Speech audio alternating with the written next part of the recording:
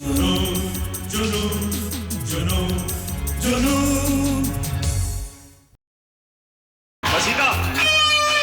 तुम चारों तरफ से पुलिस से घिर चुके हो।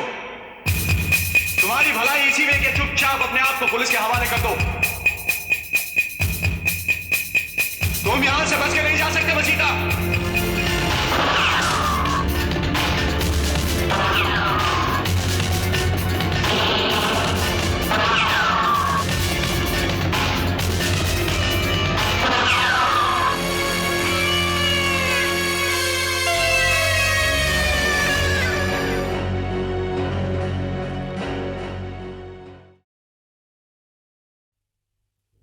तो रात भी इतनी हो गई, पता नहीं कहाँ रह गया ये।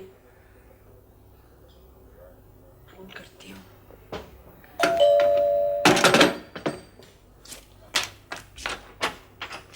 अधिकारी साहब कहाँ रह गए इतनी देर आप? अरे ये क्या हो गया इसे? ये चोट कैसे लग गई? बुरा नहीं माँ, थोड़ी सी चोट लगी है बस। मुझे पता था वहां कोई ना कोई हंगामा जरूर होगा। वो कमीना केशव कलसी जो था वहां, ये सब उसी ने किया होगा। हाँ, उस कमीने ने तो शमशान से लौटने के बाद क्रिया भी पूरी तरह नहीं होने दी। शुक्र करो कि उसने अग्रवाल साहब की अर्थी उठने दी, वरना वो तो वहां पैर जमा के बैठ गया है। देख लेना, जल्दी ही पूरे होटल पे कब्जा कर लेगा। नीयत तो उसकी यही होगी, लेकिन हम उसे ऐसा नहीं करने देंगे। आखिर ये नील के बेटे के मुस्तकबिल का सवाल है। उसकी किसको फिक्र है? उसकी मां को या इस केशव कलसी को? अधिकारी साहब, मैं भी इस कमीने को जिंदा नहीं छोड़ूंगा। वो बहुत खतरनाक आदमी है, उसके मुंह मत लगना। देखो तो अधिकारी साहब, आप ही समझाइए ना इसे। आप घबराइए नहीं निर्मला जी, नील कोई भी ऐसा गैर कानूनी काम नहीं करेगा, लेकिन जो ज्यादती आज उसने की है उसकी सजा तो उसे मिलनी ही चाहिए। अच्छा, मैं चलता हूं, कल फिर वहां ले दे होनी। क्यों? अब कल क्या हो रहा है? उफ़ो मां, तुम हर बात पे घबरा जाती हो। अग्रवाल साहब की वसीयत अधिकारी साहब के पास है। कल कानून के मुताबिक वही वसीयत होटल अपोलो में सबके सामने पड़ी जाएगी। वो तो तुम लोग कल फिर वहां जाओगे, वहां वो राक्षस भी होगा। मैं नहीं जा रहा हूं मां, मेरा वहां क्या काम? वहां सिर्फ अधिकारी साहब जाएंगे। अरे तो तुम्हें इनकी कोई फिक्र नहीं है? अब एक सॉलिसिटर होने के नाते तो मुझे अपना फर्ज निभाना ही पड़ेगा बहन जी। चलता हूं, नमस्ते।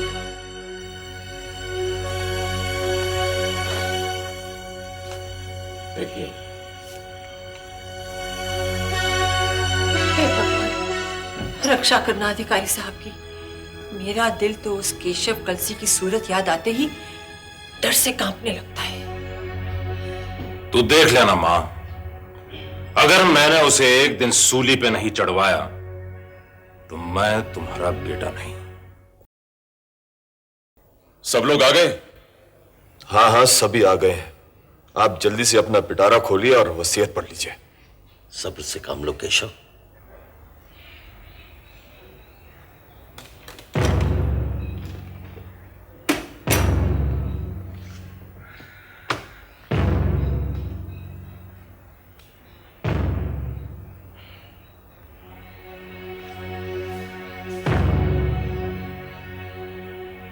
बंबई, 13 फरवरी, न्यू पर्ल हॉस्पिटल।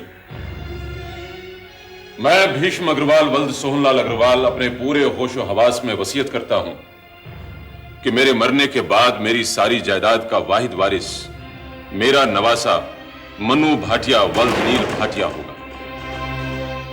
उसकी सारी जायदाद की देखभाल मेरे सॉलिसिटर अधिकारी तब तक करेंगे जब तक वो यानी मनु भाटिया 18 साल की उम्र का नहीं हो जाएगा। उस वक्त तक मेरी सारी जायदाद से जो आमदनी होगी वो मेरी बेटी मिनी अग्रवाल को मेरे नवासे की परवरिश और मेरी जायदाद की देखरेख के लिए दी जाएगी। लेकिन अगर किसी वक्त यह पता लगेगा कि मिनी अग्रवाल इस रकम को किसी और मसरूफियात के लिए खर्च कर रही है तो मेरे सॉलिसिटर अधिकारी को यह हक होगा कि वो ये रकम उसे देना बंद कर दे और ये काम वो खुद संभाल लेंगे।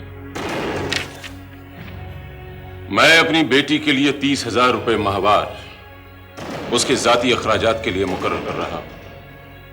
मैं ये वसीयत अपने डॉक्टर मनोहर मोटवानी और अपनी नर्स मिस डिसोजा की मौजूदगी में कर रहा हूं।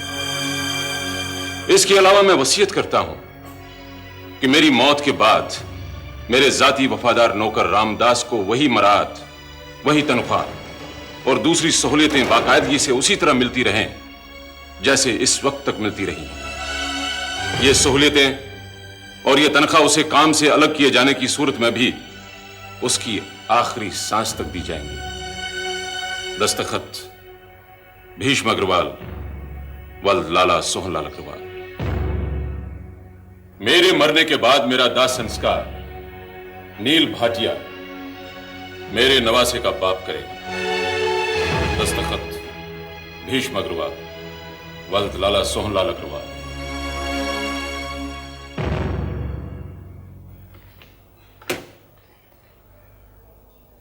अब आपको यकीन हो गया कि अग्रवाल साहब ने अपने दाह संस्कार के बारे में खुद वसीयत की थी। इसमें नील भाटिया का कोई कसूर नहीं था। जैसा कि मैंने कहा था कि इस वसीयत में कहीं और नील भाटिया का जिक्र तक नहीं। यह वसीयत कानून के मुताबिक अदालत में रजिस्टर हो चुकी है बेटी। इसकी एक कॉपी तुम अपने पास रख लो।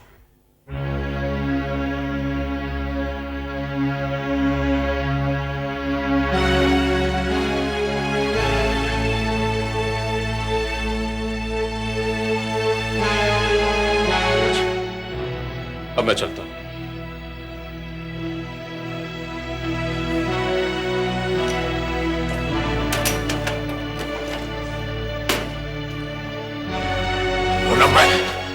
केशवा, केशवा।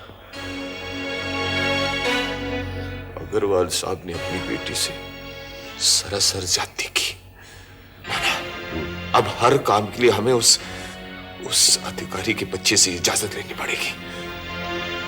सो तो है, लेकिन घबराओ नहीं, सारी जायदाद मिनी के पास ही रहेगी।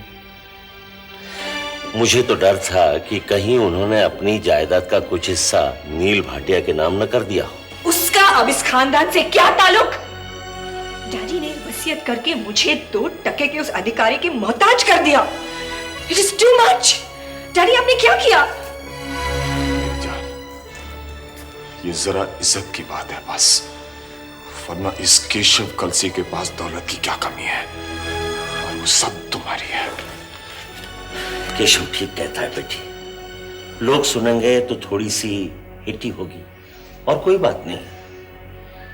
केशव अब चलना चाहिए। ओ केशव, ये क्या हुआ? ये क्या हो गया केशव? ये क्या हो गया? जान, सब ठीक हो जाएगा, बस हमें एक हो जाने दो, फिर देख लेना, मैं तुम्हारी राह में फूल ही फूल बिछा दूंगा।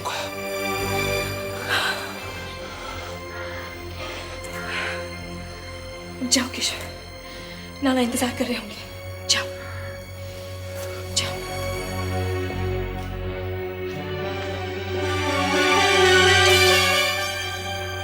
डैडी, आपने मुझे कितनी बड़ी सजा दी डैडी, कितनी बड़ी सजा।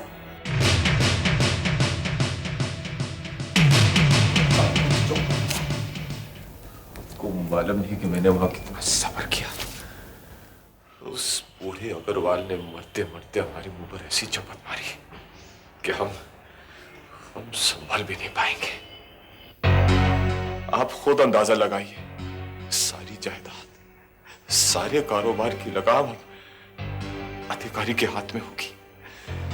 उसके हाथ में होने का मतलब है कि अब उसमें नील भाटिया का भी दखल जरूर होगा। ऐसी सूरत में हमारी सारी उम्मीदें मिनी से जुड़ी हुई हैं। तुम्हें किसी भी सूरत में उसका दिल नहीं दुखाना चाहिए। आप तो जानते हैं कि मैं मिनी के बगैर जिंदा नहीं रह सकता, तो फिर आप ये बच्चों की सी बातें क्यों करते हैं? तुम मामूली मामूली बातों पर अपने आपे से बाहर हो जाते हो ना, इसलिए कह रहा हूं इस वक्त अपने दिमाग को ठंडा रखने की जरूरत है। मिन्नी को जीत लो, उसके बेटे को अपना लो, फिर धीरे धीरे सब कुछ अपना हो जाएगा। नाना, मैं सब कुछ कर सकता है, ये केशव कलसी सब कुछ कर सकता है, बस उसके उस बेटे को अपना नहीं सकता। वो जिंदगी भर मुझे मेरी शिकस्त का एहसास दिलाता रहेगा, क्योंकि वो नील भाटिया की औलाद है। आपका साथ ही हमारी ताकत है। आज ही सब्सक्राइब करें और हमारी ताकत बढ़ाएं।